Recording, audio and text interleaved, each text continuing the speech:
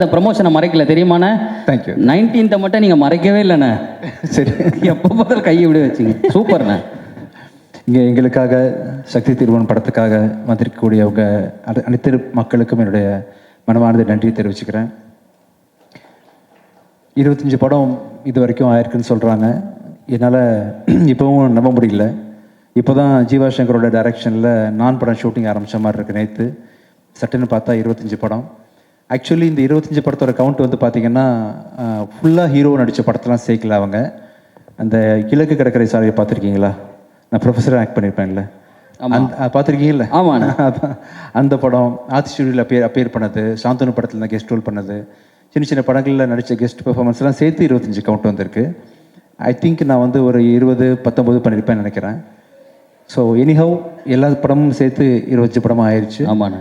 அது 25வது படம் வந்து உங்கள் படமாக இருக்கும்னு சொல்லிட்டு நான் கண்டிப்பாக கனவுல கூட நினச்சி பார்க்கல பிரபு. அதான் நிறைய இடங்களில் சொல்லியிருக்கேன், நான் இது மாதிரி உங்கள் கூட ஒர்க் பண்ணுவேன்னு தெரியாமலே எல்லா இடத்துலையும் எனக்கு பிடிச்ச படம் வந்து அருவின்னு தான் சொல்லியிருக்கேன். அந்த மலைப்பு போகாத அளவுக்கு வாழும் ஒரு ஒண்டர்ஃபுல்லாக பண்ணியிருந்தீங்க. ஒரு நாள் நான் வீட்டில் இருக்கும்போது ஒரு மெசேஜ் வந்துச்சு. ஆக்சுவலாக அருண் பிரபு கிட்டேருந்து உங்களை பார்க்கணும் சார், உங்க கூட படம் பண்ணணும்னு சொல்லிட்டு. சத்தியமாக நம்பவே இல்லை பிரபு, நீங்கள் எனக்கு தான் மெசேஜ் பண்ணீங்கன்னு. விஜய் தேவரகொண்டா சில இன்டர்வியூவில் சொல்லியிருக்காரு, மச்சான் வா படம் பண்ணலாம் அப்படின்னு கேட்கும்போது, இல்லை மச்சான் நான் வரேன் மச்சான்னு சொல்லியிருப்பீங்க. நீங்கள் தான் வந்து பிஸியாக இருக்கேன், இல்லை அந்த கதை மேட்ச் ஆகலைன்ற மாதிரி உங்கள் பதிலெலாம் சொல்லியிருக்கீங்க.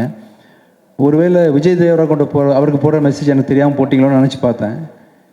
அப்புறம் நீங்கள் நேரில் வந்து பார்க்கும்போது கூட நீங்கள் கதை சொன்ன விதம், பர்சனாலிட்டி எல்லாத்தையுமே வந்து ரொம்ப மலைச்சு தான் பார்த்துட்டு இருந்தேன். நீங்கள் வர்றதுக்கு முன்னாடியே வந்து இந்த படத்தை பண்ணிடணுன்ற முடிவோடு தான் மீட் பண்ணேன்.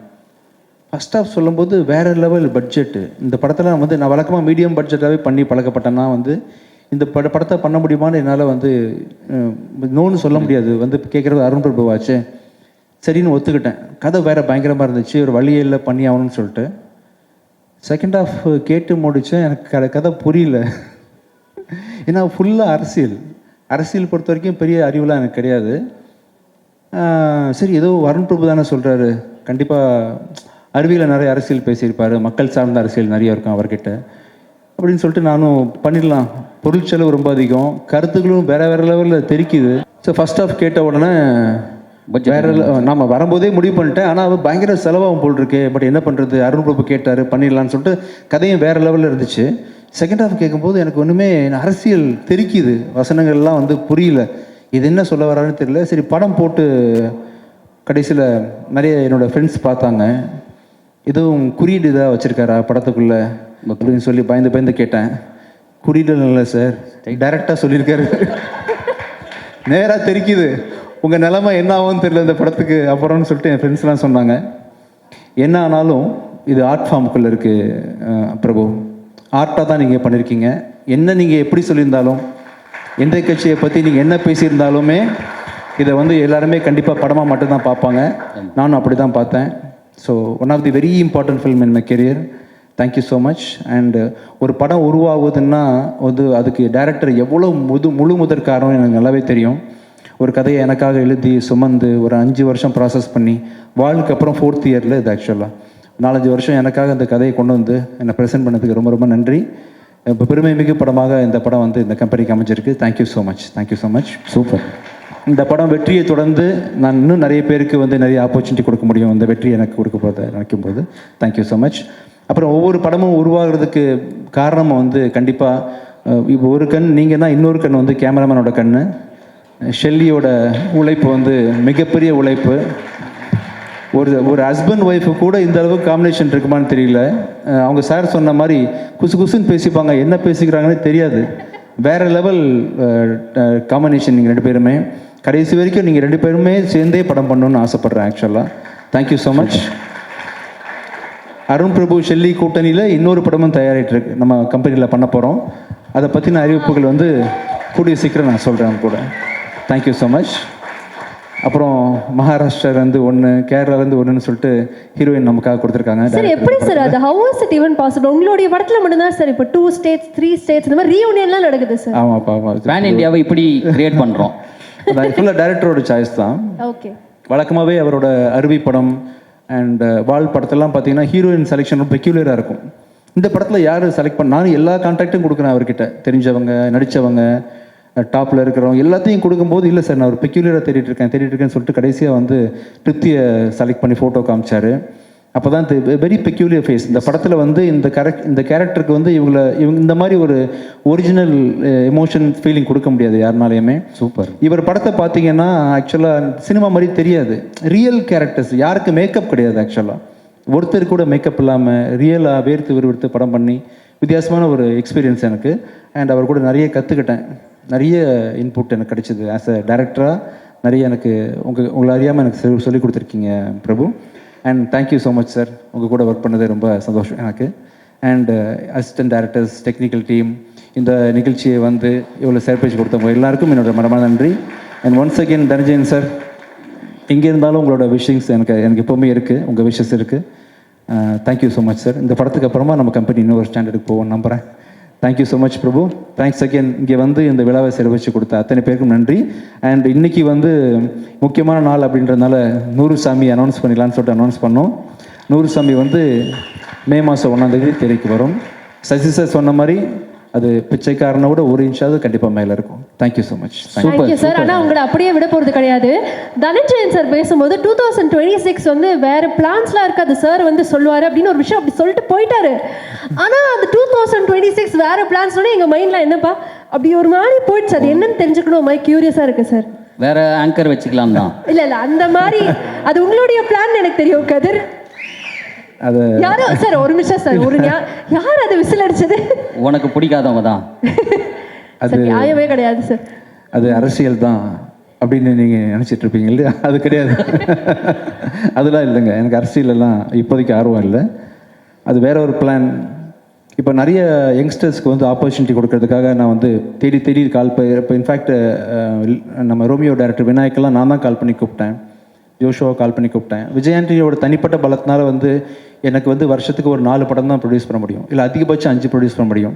பட் இன்னும் நிறைய பேருக்கு உதவி பண்ணணும், நிறைய புது இயக்குநர்களை ஊக்குவிக்கணும், நல்ல கண்டென்ட்டை நிறைய லாங்குவேஜஸில் கூட ப்ரொடியூஸ் பண்ணணும்னு ஆசை இருக்குது. அது தனியாக என்னால் பண்ண முடியாது. அதுக்கு வந்து ஒரு பெரிய பலம் வேணும். அந்த பலம் வந்து தனியாக எனக்கு கிடைக்காது. அது விஜயாண்டனி ஃபிலிம் கார்பரேஷன் வந்து பப்ளிக் லிமிட்டடாக மாறினா தான் கிடைக்கும். அப்படின்றதுனால 2027 வந்து விஜயாண்டனி ஃபிலிம் கார்பரேஷன் வந்து பப்ளிக் லிமிட்டடாக மாறப்போகுது. தேங்க்யூ. அதான் super. Thank you. Sir, I think this is why we celebrate யூன்னு நினைக்கிறேன். Thank you sir. இந்த படத்தினுடைய ட்ரெய்லர் பார்க்கும்போது 3 வார்த்தைகள் மட்டும் வந்தது, கேங்ஸ்டர், ஹஸ்லர் அண்ட் ட்ரிக்ஸ்டர் அப்படின்னு. இப்போ இந்த காஸ்ட் அண்ட் க்ரூவில் யார் கேங்ஸ்டர், யார் ஹஸ்லர், யார் ட்ரிக்ஸ்டர்? நான் தான் சார். உங்களை தவிர சார், அது சொல்ல விட்டுட்டேன். இங்கேயா? இங்கே உங்களை தவிர நம்மளுடைய காஸ்ட் அண்ட் க்ரூவில் வந்து எல்லாருமே அவரும் தான் சார். கேங்ஸ்டர் ஒருத்தங்க, ட்ரிக்ஸ்டர் ஒருத்தங்க, ஹஸ்லர் ஒருத்தங்க கொடுக்கணும்னா என்ன சேர்க்கக்கூடாதா? உங்களை சேர்க்கக்கூடாது சார். நீங்க கேம்லேயே இல்லை, ஆட்ட யாரெல்லாம் வச்சுக்கலாம் சொல்லுங்க நீங்கள்? ஆமாம், யார் வேணா. படத்தில் எல்லாம் 2 அழகான பொண்ணுங்க இருக்காங்க, அவங்களையும் சேர்த்துக்கணுமா அதில்? சேர்த்துக்கலாம் சார். என்ன பிரபு என்ன சொல்கிறாங்க? அவங்கள பார்த்து எப்படி சொல்கிறது இந்த மாதிரி? என்ன பார்த்தே சொல்லுங்கள். வாய்சன், தேங்க்யூ ஸோ மச் வாய்சன், நல்லா பாடினீங்கப்பா. தேங்க்யூ.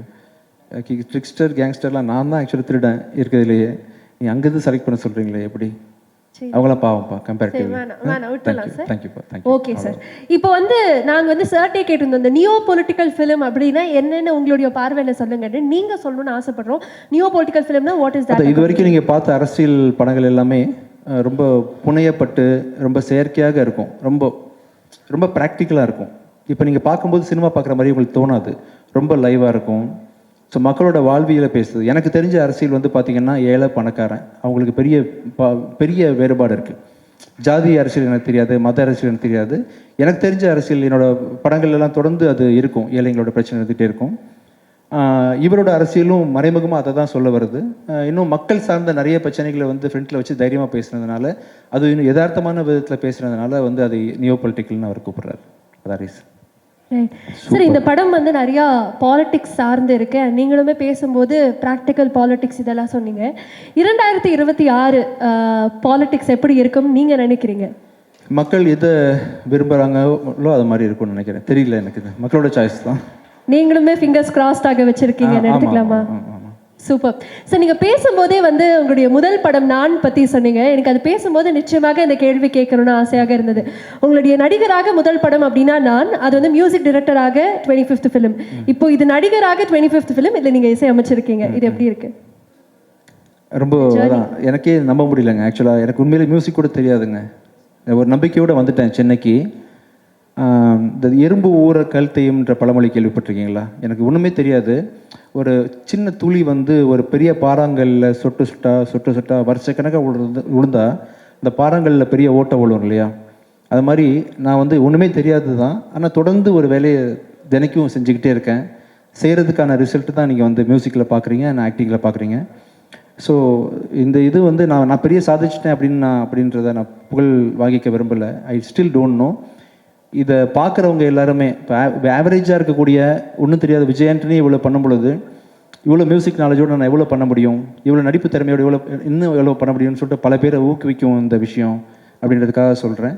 அண்ட் இந்த 25 இயர்ஸ் ஜேர்னின்றது பார்த்திங்கன்னா தொடர்ந்து நான் செய்கிற அந்த முயற்சி, தெரிஞ்சுக்கணும் அப்படின்ற ஒரு மெனக்கெடல் தான் அப்படின்னு நினைக்கிறேன். ஆக்சுவலாக நிச்சயமாக சார், இன்னும் many more years to come sir. அதே மாதிரி உங்களுக்கு பல பரிமாணங்கள் இருக்கு. இப்போ வந்து ஒரு டிரெக்டர் விஜய் ஆண்டனி சார்ட்ட ஒரு கேள்வி கேட்கணும்னு ஆசைப்படுறேன். டிரெக்டர் விஜய் ஆண்டனி அவர்களுக்கு நடிகர் விஜய் ஆண்டனி அவர்கள்ட்ட என்ன விஷயம் ரொம்ப பிடிக்கும்? நடிகர் விஜய் ஆண்டனியை பிடிக்காது எனக்கு ஆக்சுவலாக. சார் பிடிச்ச ஏதாவது ஒரு விஷயம் இருக்கும்ல? இல்லை, டைரக்டராக நான் வந்து என்னை பெருசாக காஸ்ட் பண்ண மாட்டேன். பட் அன்ஃபார்ச்சுனேட்லி பிச்சைக்காரன் பிராண்டுக்கு நான் நடித்தாதான் பிச்சைக்காரன் ஆகுதுன்றதுனால பிச்சைக்காரன் 2 என்னை வச்சு டைரக்ட் பண்ணிட்டேன். பிச்சைக்காரன் இல்லாமல் இன்னொரு கதை பண்ணுறதா இருந்தால் I will be definitely choosing somebody else. அதான் டைரக்டர் விஜய் ஆண்டனிக்கு வந்து விஜய் ஆண்டனி பற்றி என்ன ஒப்பீனியன். சரி அப்போ ஹீரோ விஜய் ஆண்டனி அவர்களுக்கு டிரெக்டர் விஜய் ஆண்டனி அவர்கள்ட்ட பிடிச்ச ஒரு விஷயம் இப்படி கேட்கலாமா? Outstanding director. தேங்க்யூ. சரி சார், அப்புறம் இப்படி கேட்குறேன் சார். ப்ரொடியூசர் விஜய் ஆண்டனி அவர்களுக்கு டிரெக்டர் விஜய் ஆண்டனி அவர்கள்ட்ட என்ன பிடிக்கும்? பொறுப்பு, செலவு பார்க்க மாட்டான், அதான் பிரச்சனை. கண்ணு மண்ணும் தெரியாமல் செலவு பண்ணுவான், கேர் பண்ணிக்க மாட்டான் பட்ஜெட் பற்றி. கண்டென்ட் தான் முக்கியம் நினைப்பான். அதான் ப்ரொடியூசர் விஜய் ஆண்டனி. ஆமாம், கொஞ்சம் கவலை தான். Okay sir.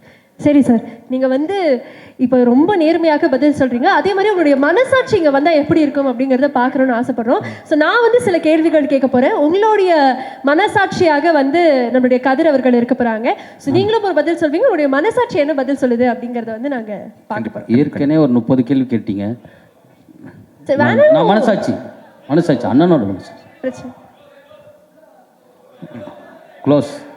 ஓகே, அப்போ இவ்வளோ நேரம் நான் தெரிய மாட்டேனா? கேட்டுடா, மனசாட்சி ரெடியா நீங்க? கண்டிப்பா. ஓகே, ஆனா உங்க மனசாட்சியா ஒரு 2 நிமிஷம் இருந்துக்கிறேன் நான். சரிப்பா. சார், இப்போ வந்து ஒரு இசையமைப்பாளராக விஜய் ஆண்டனி அவர்களுடைய மியூசிக் வந்து 90s கிட்ஸ்க்கும் பிடிக்குது, ஜென்சிஸ்க்கும் பிடிக்குது இல்லையா? ஆனா இப்ப இருக்கக்கூடிய ஜென்சி மியூசிக் டைரக்டர்ஸ் 90s கிட்ஸ்க்கு பெருசா பிடிக்கிறது இல்லை. என்ன காரணம்? உங்களுடைய மியூசிக் படி எப்படி எல்லா ஆடியன்ஸையும் கவர் பண்ணுது? 90s கிட்ட நீ அதை சொல்லிடு, ஏன் பிடிக்கலன்னு. என்னுடைய மனசாட்சியா இல்ல, அவருடைய மனசாட்சியா? 90s கிட்ஸ்க்கு பிடிக்கலையா? உங்களுடைய மியூசிக் எல்லாருக்கும் பிடிக்குது சார். ஓகே. ஆனா 90s கிட்ஸ் அட்ராக்ட் பண்ற மாதிரி இப்ப இருக்கக்கூடிய மியூசிக் பெருசா இல்ல அப்படின்னு சொல்றாங்க. இல்ல, பிடிக்க தான் செய்யுது. நிறைய பேர் என்கரேஜ் பண்ணி கேட்குறோம். நம்ம அனிருத் மியூசிக் கேட்குறோம், இமான் மியூசிக் கேட்குறோம், சாயிப் கேட்குறோம். நல்லா தானே இருக்கு, எல்லாமே நல்லா இருக்கு. ஓகே, மனசாட்சி நீங்க அதான் நல்லா இருக்கு. அவரே சொல்லிட்டு அப்புறம் மனசாட்சி மட்டும் நான் வேறையா சொல்ல போகுது. நல்லா இருக்கு, என்ன கோத்து விடலான்னு பாக்குறியா? சரி, ஓகே சார். நீங்க வந்து நிறைய புது முகங்களை இன்ட்ரடியூஸ் பண்ணிட்டு இருக்கீங்க இல்லையா? அந்த மாதிரி அடுத்தடுத்து என்னென்ன விஷயங்கள் காத்துட்டு இருக்கு சார்? புது டைரக்டர்ஸ், புது கண்டென்ட்ஸ் தான்.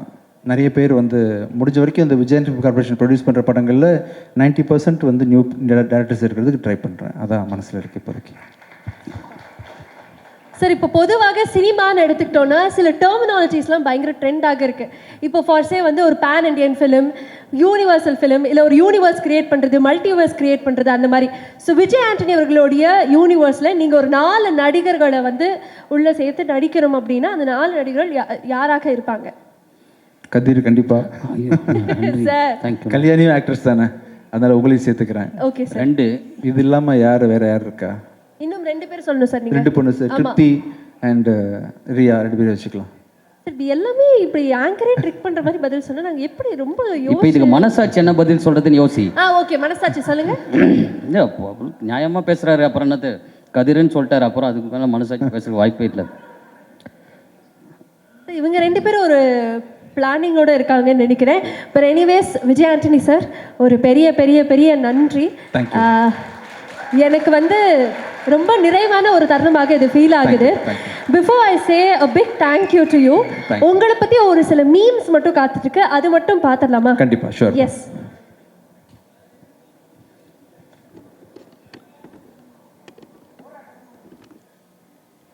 நன்றி விஜய் ஆண்டனி அவர்களே. சின்ன கலைவாணர் விவேக் ஐயா இறந்த பிறகு செல்முருகன் அவர்களுக்கு வாய்ப்பு கொடுத்தமைக்காக நன்றி. My pleasure. Outstanding artist. 2வது லாயர் படத்துலையும் ஒர்க் பண்ணியிருக்காங்க. சந்தோஷம் எனக்கு ரொம்ப நாள் கழிச்சு அவரை பார்க்குறோம் சார். நான் அதான் அவர்கிட்டயே சொன்னேன், எப்படி இந்த ஐடியா வந்தது உங்களுக்கு அவரை வந்து இந்த படத்தில் காஸ்ட் பண்ணுங்க? முழுக்க முழுக்க அருண் பிரபுவோட பிளான் தான் எல்லாமே. அவருக்கு தான் அந்த தேங்க்ஸ்லாம். Thank you. Very happy to see you again sir. Yes, அடுத்த இமேஜ் பார்த்தலாம். ஸோ இது உங்களுடைய முதல் படம் நடிக்கிற ஒரு நடிகராக, how it started and how it's going? Okay, என்னோட முதல் ஃபர்ஸ்ட் ஸ்க்ரீன் அப்பியரன்ஸாக தான். மைண்டு மாறும்போது முகம் மாறும் அப்படின்றத வந்து உண்மையில் நான் பெரிய பிளாஸ்டிக் சர்ஜரிலாம் பெருசு பண்ணி ஒன்றும் நடக்கலை. மைண்டு மாற மாற உள்ள எண்ணங்கள் மாற மாற ஆட்டோமேட்டிக்காக ஃபேஸ் மாறுது. சூப்பர். அப்போ ரொம்ப இன்னசென்ட்டாக இருந்திருக்கிறேன். உள்ள மாற்றங்கள் வந்து இப்படி ஒரு மனுஷனை உருவாக்கியிருக்கேன். சார் இத பாக்கும்போது மேல ஒரு சாக்லேட் பாய், கீழ ஒரு ரக்கட் பாய் இருக்கிற மாதிரி. அது சாக்லேட் பாய் மாதிரியே தெரியுது. என் சித்தப்பா மாதிரி இல்ல. இல்ல சார், என்ன கல்யாணி ஜென்சி கிட்ஸ்லாம் ஏன் இப்படி இருக்கீங்க ஆக்சுவலா? சார் இல்ல சார், இந்த மாதிரி சாக்லேட் பாய் தான் உங்களுக்கு வேணுமா? 100 பேர் இருக்காங்க. இல்ல பட் ஆனா எனக்கு சாக்லேட் பாய் அப்படிலாம் இல்ல, ஃபகத் ஃபாசில் சார் பார்த்த மாதிரி இருக்கு sir. Sir okay sir, okay, ஒன்றும் பிரச்சனை இல்லை. அடுத்த ஒரு இமேஜ் காத்துட்டு இருக்கு. விஜய் ஆண்டனி பி லைக் டிரெக்டரும் நானே, ப்ரொடியூசரும் நானே, மியூசிக் டிரெக்டரும் நானே, ஆக்டரும் நானே, அது நானே. அந்த மாதிரி இந்த மீமை பண்ணது யாரு? ஏதோ சதி பண்ண மாதிரி தெரியுது சார். இல்ல இல்ல சார், இவ்வளோ பரிமாணங்கள் உங்களுக்கு இருக்கு, எப்படி உங்களுக்கு டைம் இருக்கு, எப்படி பேலன்ஸ் பண்றீங்க sir? How is it possible? Time இருக்கு, பார்ட் டைம் ஒன்று பண்றேன். அருண் பிரபு பாத்தீங்கன்னா ரைட்டர், ஆக்டர். அருண் பிரபு பத்தி தெரியுமா உங்களுக்கு? Is actor basically. அது ஸ்டேஜ் ஏறும்போது தெரிஞ்சு சார். அவர் நிறைய டிவி சீரியல்லாம் பண்ணியிருக்கிறாரு. Actor come writer cum director. இது என்னென்ன இருக்குன்னு தெரியல உள்ள. Actually lyric writer. எப்படி சார் இப்படி அமைதியாக? டீமே வந்து ஒரு மல்டி டாஸ்கிங் டீம்னு நினைக்கிறேன். இந்த மீமுக்கு வந்து ஆன்சர் வந்து அங்க பக்கத்துல இருக்க போட்டோலயே இருக்கு சார். எல்லாமே கலெக்ஷன் சார். ஓகே, அப்படியே இறுதியாக ஒரு ஃபைனல் மீம் நமக்காக. இந்த படத்துல அரசியல் பேச ஆரம்பிச்சிட்டாரு விஜய் ஆண்டனி அவர்கள். அரசியல் பயணத்திற்கு வாழ்த்துக்கள் சார் அப்படின்னு சொன்னோடனே விஜய் ஆண்டனி சாரோட ரியாக்ஷன் அதேதான். Thank you. Okay sir, நன்றி. Thank you so much. வந்த அனைவருக்கும் மிக்க நன்றி. Thank you so much. Thank you Prabhu. Thank you sir. Thank you sir. Thank you Rekha.